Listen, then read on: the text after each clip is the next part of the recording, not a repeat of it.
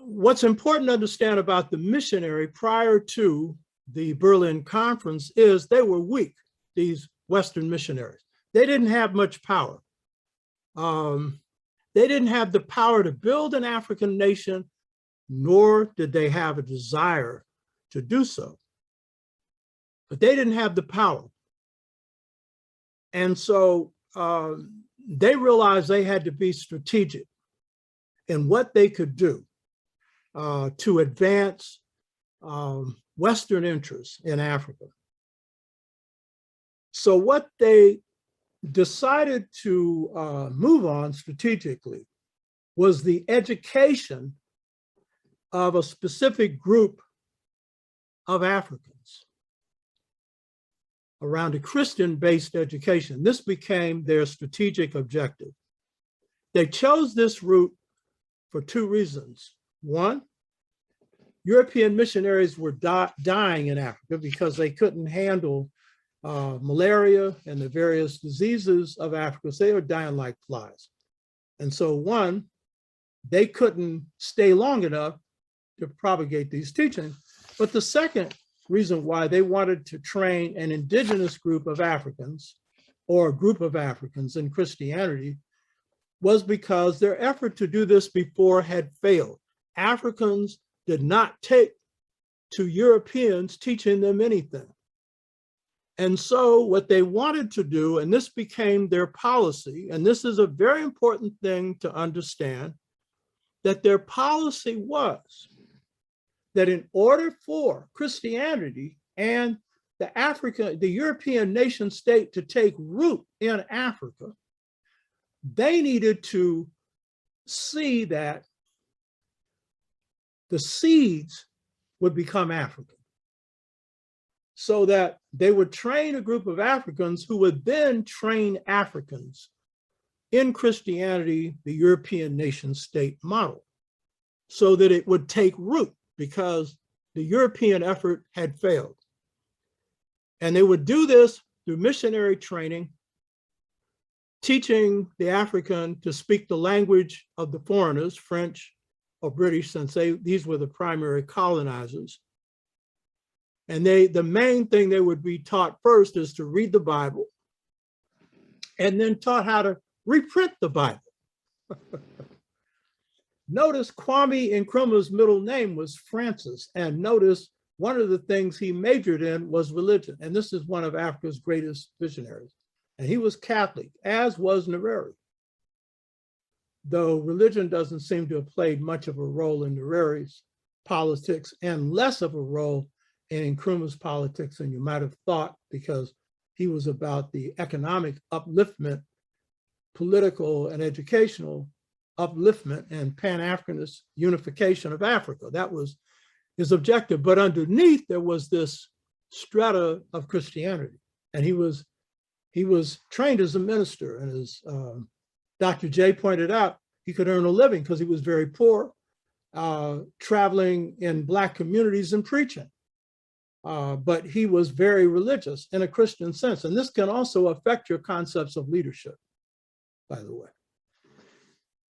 So this was the English product, or the English and French objective, the missionary objective. This is the key point to get straight here. This project was successful. And what was it successful in doing? It succeeded in creating an African middle class.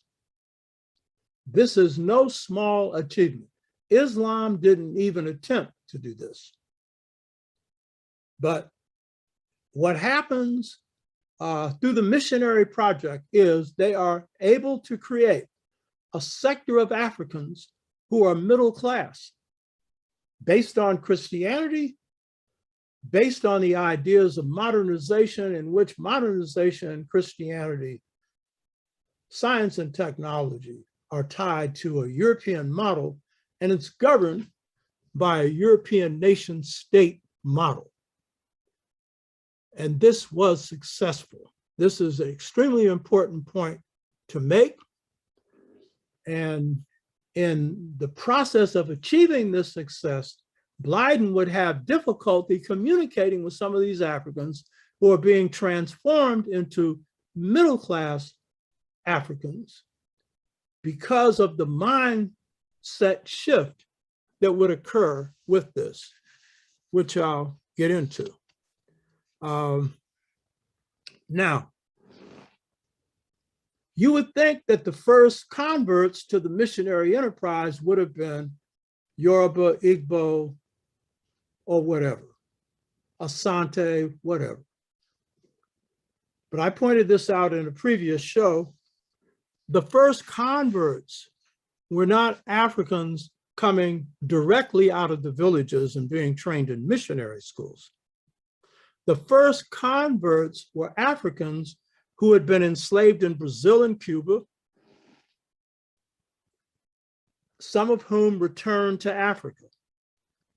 Others were Africans who had been freed on the coast of Africa and went to Sierra Leone, where they learned Christianity, to read the Bible. And some of these Africans, both those coming from the Western Hemisphere, those freed in Africa, they would return to their villages, some of them. Now, these Africans had been exposed to the European world through slavery, and then also those that had the experience of being freed by British ship captains, but particularly those that had been enslaved in the Western Hemisphere. And what they saw was the need for Africa to modernize along European lines. While they had been brutalized by the slave system, Euro-American, European, Caribbean, South America. While they had been enslaved and brutalized by them, this sector of Africans wanted to be like Europeans.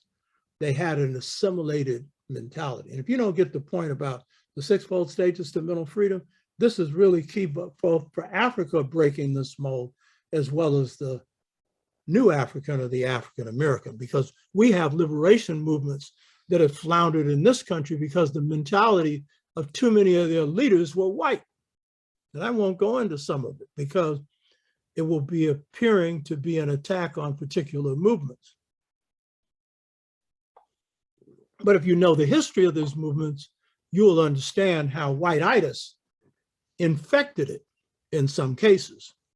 And their success often depended upon a conscious leadership and a good conscious rank and file. So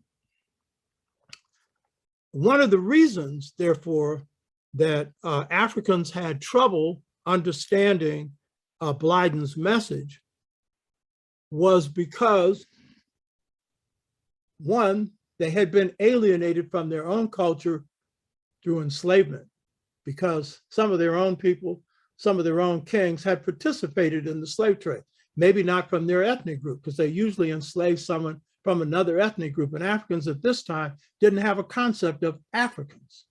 So they took someone else that was a neighboring ethnic group. It was all right. That wasn't always the way it was, but that's how slavery infected the mindset. Greed and everything else took over. So some of these Africans who had been enslaved were alienated from at least those who had participated in that slave trade and had begun to lose confidence in their own culture, in their own societies, because they had not been able to stand up successfully to this enslavement system. And so some of them had trouble understanding Blyden's message because they made the mistake of confusing European culture with modernization. So Christianity, they thought, was key to the development of Africa, when in fact, Christianity had nothing to do with the rise of the modernization of Europe. The Renaissance gave rise to Europe's modernization. And the Renaissance As Dr. Obenga and I pointed out in the interview we had there, see why you need to watch these other shows? That modernization of the Renaissance came out of the Moorish conquest of Spain, and the Moors were made up of Black Berbers. These were the ones that Tariq bin Ziyad led, that fought for a week and defeated a much larger army and took over Spain from 711 AD to 1491. And it's the only light of civilization, true civilization, that Europe had. And that spark was the biggest spark that gave light to the Renaissance, or the renewal in Europe. And then, of course, there was the Medici family in the area that now is called Italy. There was a trading family. There was a business family. And they gave rise to also furthering this Renaissance through architecture and art. But it's these that began to lead Europe to really go on in a technological, scientific, modernized path. And in fact, this path was in conflict with the church. So to associate Christianity with modernization historically is incorrect. So Africans confused modernization with the necessity to have European culture. Because, again, as I pointed out, of the complicity of Africans, some of them in the slave trade, leading some Africans who had been enslaved to lose confidence in their own traditional culture. Some had become estranged from their culture due to their experience in the Caribbean, Sierra Leone. So had Africans not faced imperialism, the slave trade, colonialism, then they would have had a different route. But we got to understand we didn't, but we need to understand the other route. And that was the route pursued by Japan. Japan became the first nation of color to industrialize, but they industrialized without taking on European culture. They came out of a feudal system that had been samurai warrior-based, and they could see that the Europeans had armed themselves. They had set up great ships. They had set up great navies. They had set up great military systems, and these were based on industrial power, technology, gunpowder, cannon, machine guns, and so forth. They saw that.